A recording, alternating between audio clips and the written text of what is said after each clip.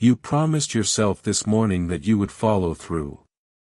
Maybe it was something simple, a short walk after work, 10 minutes with a book you have been meaning to read, turning off the screen an hour before bed. Whatever it was, it felt possible when you made the promise. But now the day has ended, the promise slipped past, and you lie here replaying the moment you let it go. Not with anger, exactly. More like disappointment. A quiet sense that you failed yourself again, that consistency is something other people manage while you keep starting over. The gap between intention and action feels wide tonight, and you wonder whether self-discipline is something you can actually build or whether it will always be this pattern of beginning again, slipping again, wishing again. The Stoics understood this feeling.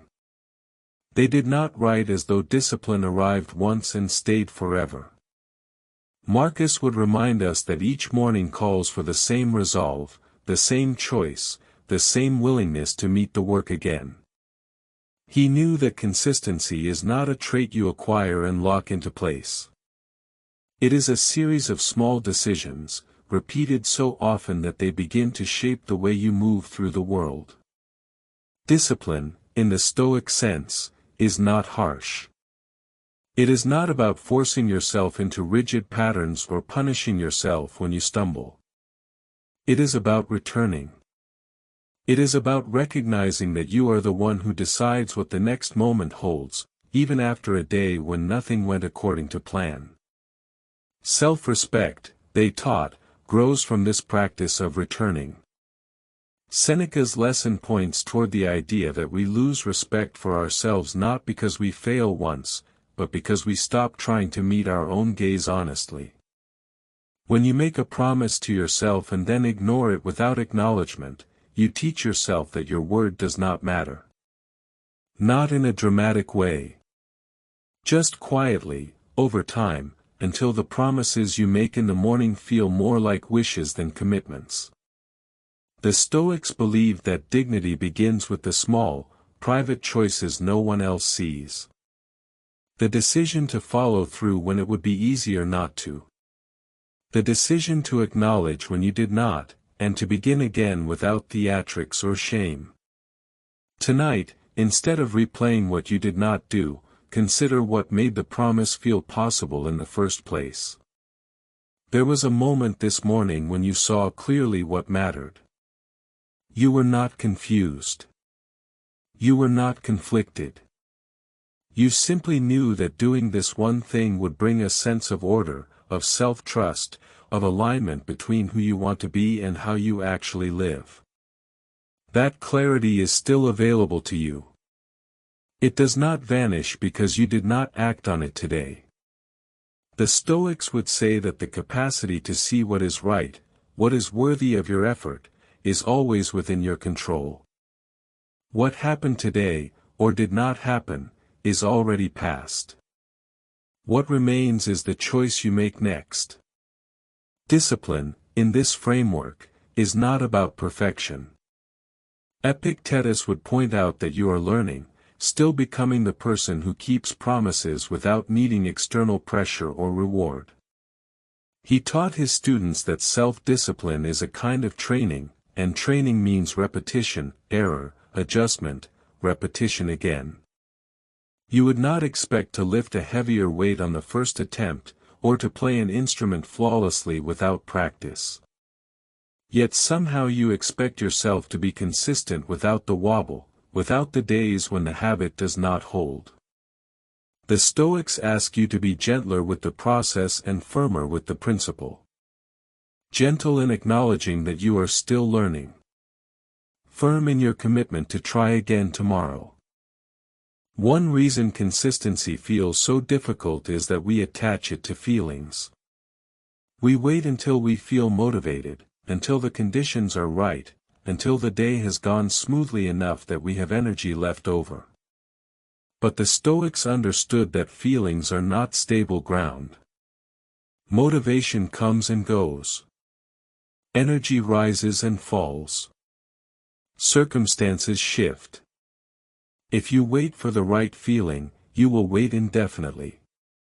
Discipline, they taught, is the practice of acting regardless of feeling, not because feelings do not matter, but because they do not govern what is right. You do not need to feel like going for a walk. You simply need to decide that you will, and then move your body toward the door.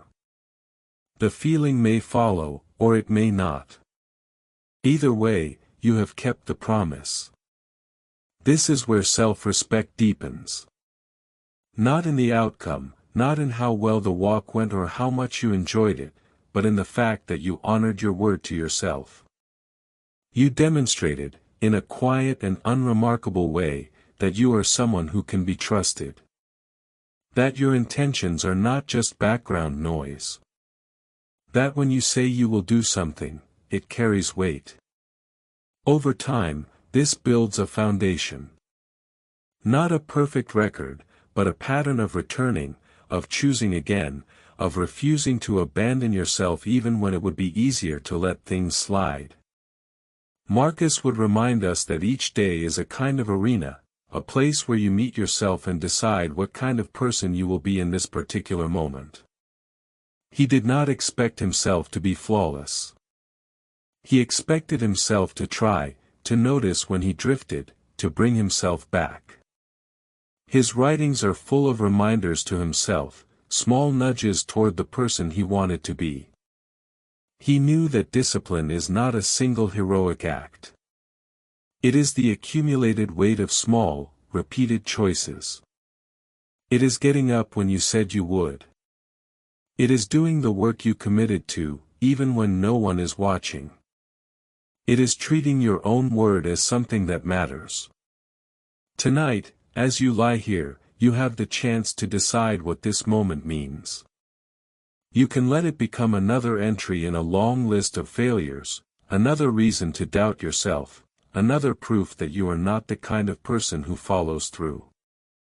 Or you can let it be what it actually is, a single day, a single slip, a single opportunity to notice what happened and choose differently tomorrow. The Stoics would encourage the second path. Not because it is easier, but because it is true. One day does not define you. One missed promise does not erase your capacity to keep the next one.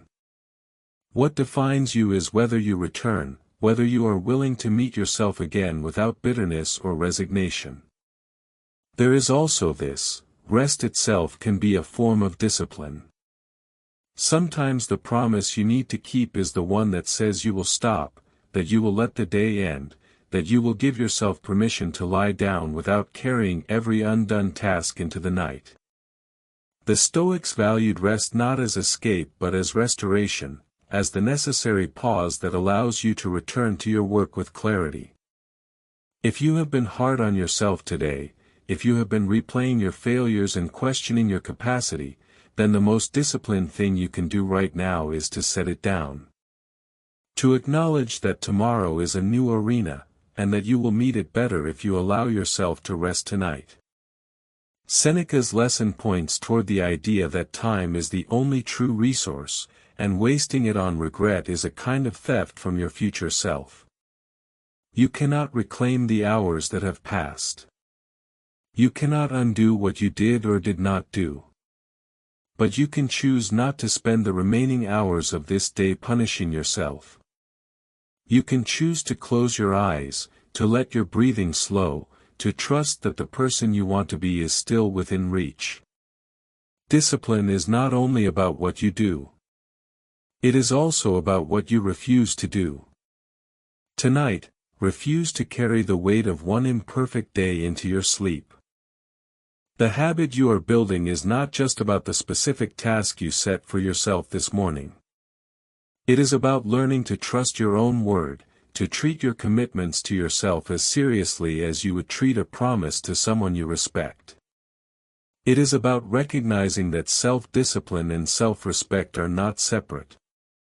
They grow together, each one reinforcing the other.